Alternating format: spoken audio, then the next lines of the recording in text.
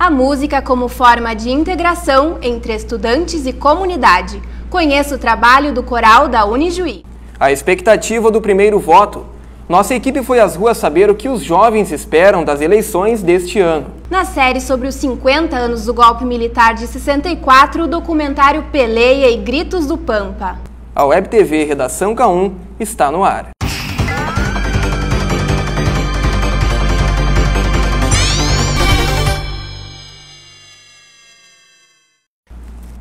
Olá! Olá! O Coral da Unijuí é um projeto que tem por objetivo promover a cultura através da música, uma iniciativa que promove a integração entre o meio universitário e a comunidade.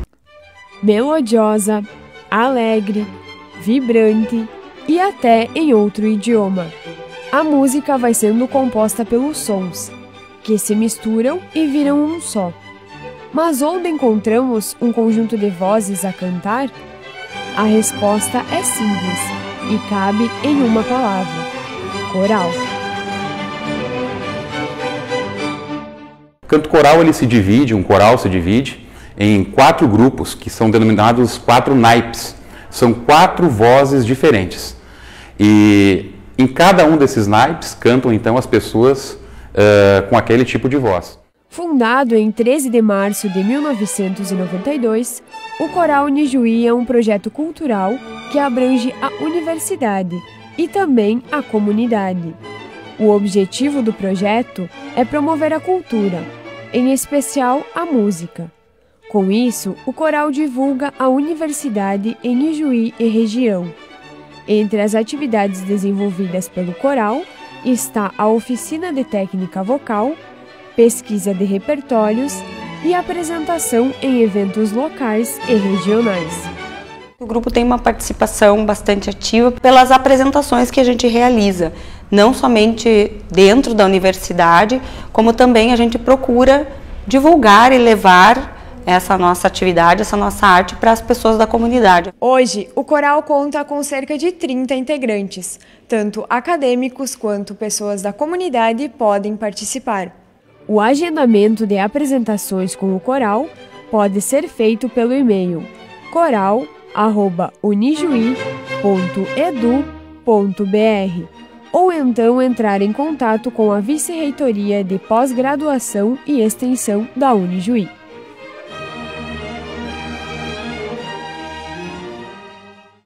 Em 2014 é ano eleitoral. A primeira eleição após as manifestações que mobilizaram milhares de jovens em junho do ano passado.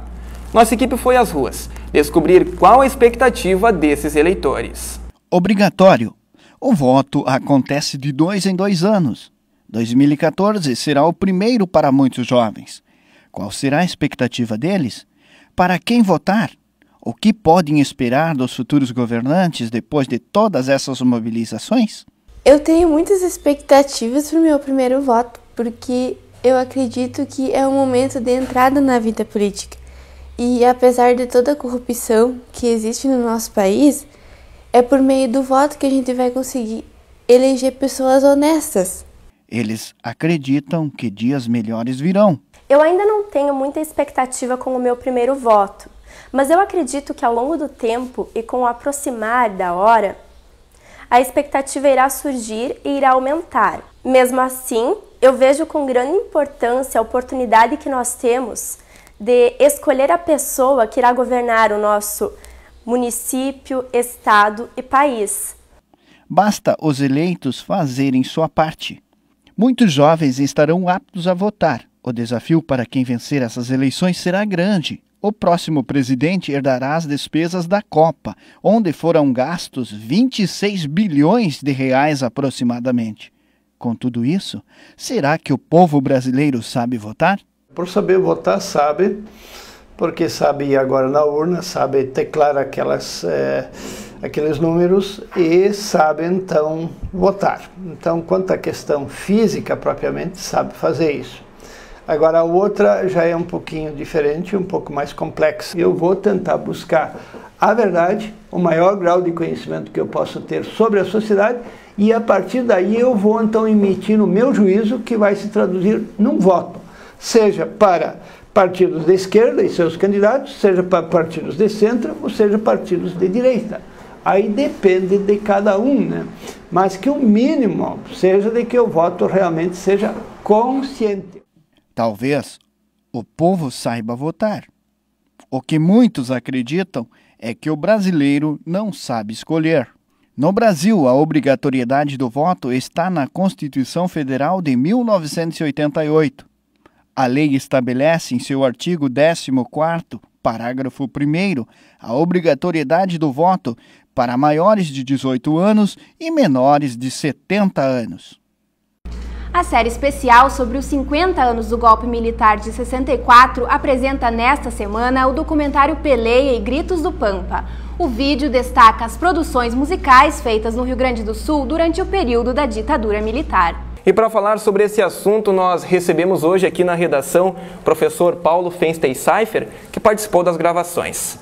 Professor, qual a importância de resgatarmos a obra dos artistas gaúchos nesse período? Bom, eu acredito que um dos elementos fundamentais é que a gente tenha uma memória acerca desse período, né? Uma memória, então, que procura identificar que não houve uma posição monolítica no comportamento dos artistas gaúchos em relação à ditadura militar, né? De adesão, né? Mas que houve resistências, né? E essa resistência se expressou, então, na forma como esses artistas produziram sua musicalidade nesse período, se valendo de temas que pudessem questionar, principalmente a ênfase no tema da liberdade, né, no caso, e trazendo também ritmos, né, da cultura latino-americana, né, porque houve todo um movimento de música de protesto na América Latina e isso também influenciou a música gaúcha desse período. Professor, e que marcas essas produções deixam em nossa cultura atualmente? Como que a gente percebe isso? Bom, eu acredito que um dos elementos fundamentais, então, é que isso produziu uma cisão, né, no próprio movimento tradicionalista gaúcho com a criação do movimento nativista, né? E nesse movimento, então, houve uma maior liberdade de expressão, né? E que, obviamente, também produziu um efeito positivo à medida que o próprio movimento tradicionalista gaúcho teve que acolher algumas dessas produções, né, pela própria riqueza cultural delas, né, e do movimento nativista no conjunto dos festivais, né, e nas possibilidades de criação que ele promoveu, acabou enriquecendo, né, a cultura gaúcha. Então acho que nesse sentido fica um legado, né, dessa experiência de resistência à ditadura militar. Né. Muito obrigado então pela sua participação, professor. Obrigado. A seguir, então, o documentário Peleia e Gritos do Pampa. Se meu destino é cantar, eu canto.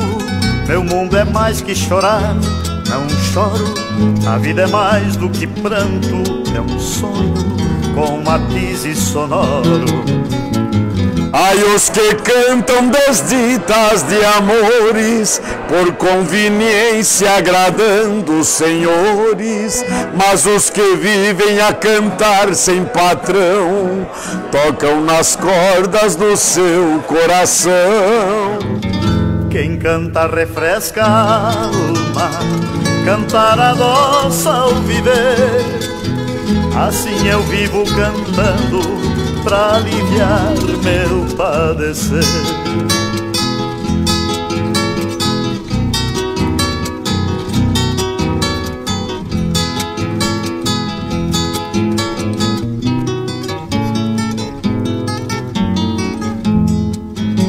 Em 64, quando deu o golpe militar, eu fiquei muito triste, porque aí vi que rasgaram a Constituição brasileira.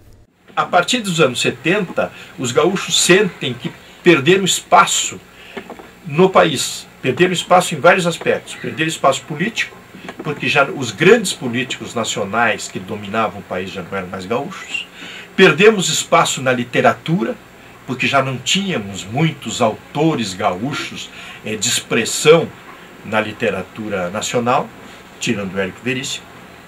Já não tínhamos músicos de expressão dominando o cenário. O Rio Grande do Sul também se mobilizou para resistir à ditadura, pelos meios possíveis, inclusive e principalmente a arte. Nós tivemos no teatro grande atividade, por exemplo, o Teatro de Arena. Nós tivemos teatro assim de contestação pelas margens, pelos subterrâneos e às vezes até de confronto. E tivemos também muitos músicos importantes que encontraram maneiras de dizer o que estavam pensando e de se confrontar com a ditadura. Temos assim, nesse momento aí, quem trabalha um pouco essa temática é o Senair Maicá, e o Noel Guarani, o Pedro Hortácio, através, né, e o Silva Rilo, com a sua qualidade poética, né, o próprio Jaime Caetano Brown, né, e também surge assim, embora de uma temática mais social, né, de pessoas que pela sua origem, eu diria assim, pela sua militância, né, que é o grupo os TAPs, The TAPs. No início e depois também ao final da ditadura ainda tínhamos assim uma música pulsante mostrando assim o quanto os artistas gaúchos se revoltaram com aquilo. Vai,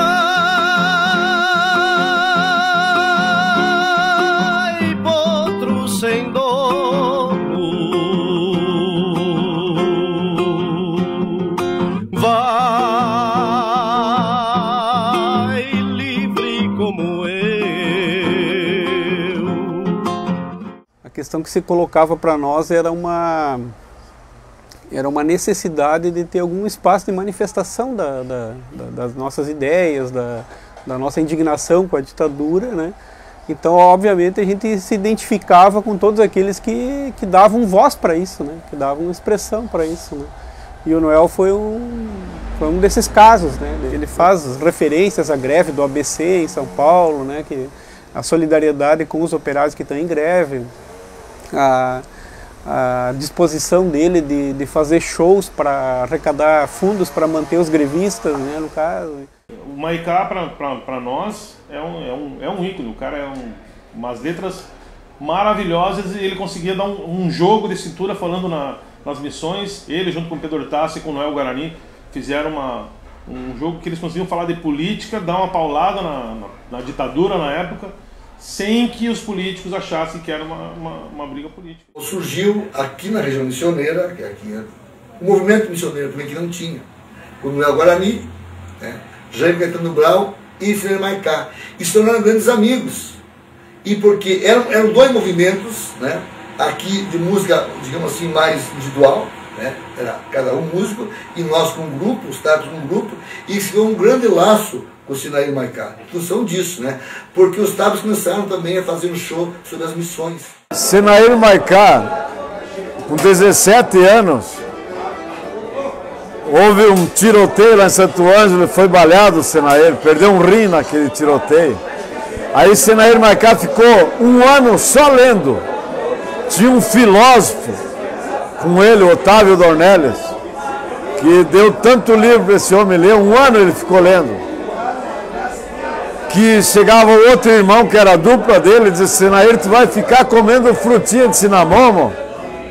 Vamos trabalhar, homem. E ele só lendo, ele ficou um ano, e ele recebendo todos esses desafios, né?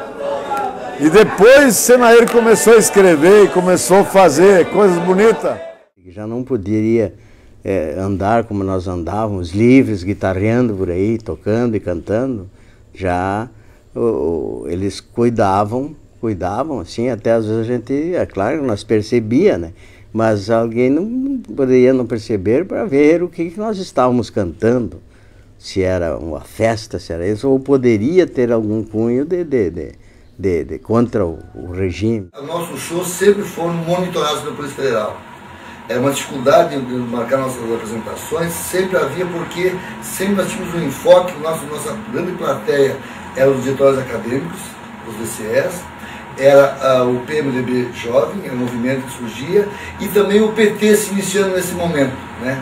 Então esse era o nosso grande público para a época, que era no meio acadêmico e no meio também segundo grau, que se fazia as apresentações, e tinham músicas que eram muito relativas, era anti-música do que se ouvia nas rádios.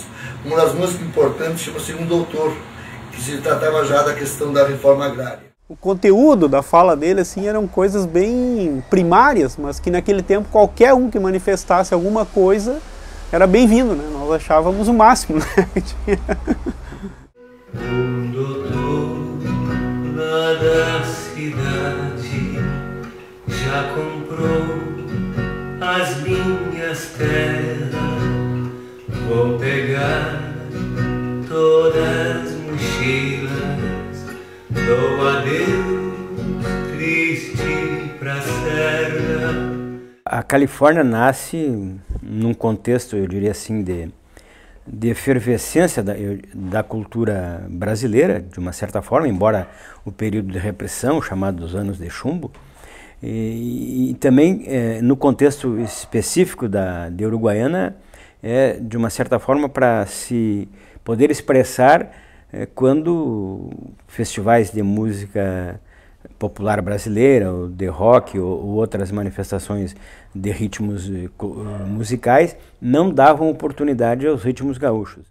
Primeira Califórnia Canção Nativa, havia uma premiação e as 12 primeiras músicas iam para um disco. Eis que os Tapes apresentam uma música chamada Vida e Cisma de um Farrapo, que é a história contada a partir de um farrapo. Ainda vivíamos o tempo da ditadura, nos anos 70, não é? E todas as composições que fossem enviadas para qualquer festival, e evidentemente que a Califórnia era o mais visado, era o primeiro, eram antes ou aprovadas na comissão pré-julgadora, na pré-seleção, e depois iam para o aval ou para a censura da Polícia Federal, que fazia a censura na época. Daí na segunda Califórnia, foi com Pedro Guará, que é um dos principais músicos da Califórnia, Pedro Guará, uma composição do José Cláudio Machado e do Cláudio Bueira Garcia. E essa música também, a letra, ela é homenagem a um guerrilheiro, ao Lamarca, né? Que é o Pedro Guará, só aqui nas entrelinhas. Pedro Guará sentia mais forte cheiro da terra, o vento do sul. Entrava no rancho no calor do braseiro, mateava na espera do tempo chegar. A ideia de que diversos setores da sociedade vão produzindo alianças, né, produzindo uma certa afinidade de posições que foram fundamentais para o processo de democratização do país, né? Não podemos se entregar pros homens de jeito nenhum, amigo e companheiro. Não tá morto quem luta e quem peleia, pois lutar é a marca do campeiro. Não podemos se entregar pros homens de jeito nenhum, amigo e companheiro.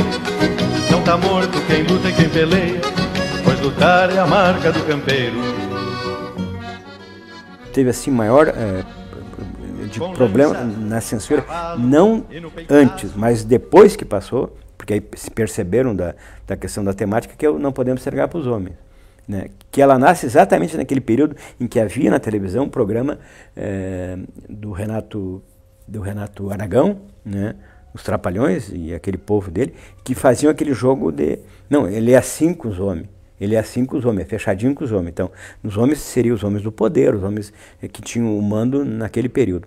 E eu trabalho, do ponto de vista da metáfora e também da alegoria, com essa questão do gaúcho. Então, o gaúcho pega o tema rural, a temática rural, do êxodo, etc., o gaúcho desde piá, né, vai aprendendo, né, então, com essa temática eu consigo passar na Califórnia, na 12ª Califórnia, esse tema, que eu diria assim que é um tema evidentemente também sobre o êxodo rural, né, mas que também tem, vamos dizer, subjacente a questão da política daquele momento. Senhores, peço licença, licença, pede atenção, que junto com meu violão num estilo missioneiro, num lamento bem campeiro de Gaudério Pajador.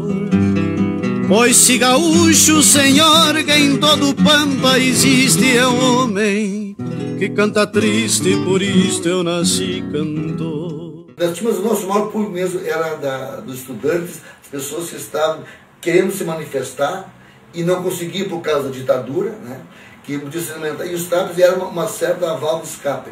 E o movimento estudantil, que tinha vontade direta já de democracia, via nos TAPs uma maneira de poder se manifestar. A outra que foi censurada assim, né, nos festivais, não declaradamente censurada, mas não passava, né, que foi a América Latina, que acaba se tornando também hoje praticamente um hino da América Latina.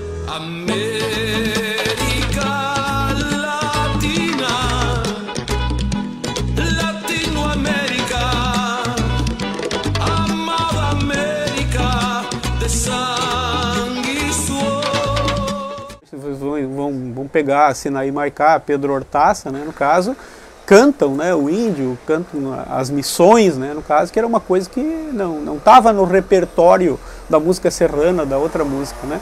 E o outro elemento fundamental é a latino-americanidade, né, no caso, a ideia de que a pátria gaúcha, digamos, não tem fronteiras, né. O nativismo ajudou, eu acho, a criar uma consciência um pouco mais aberta, mais crítica do próprio tradicionalismo, né.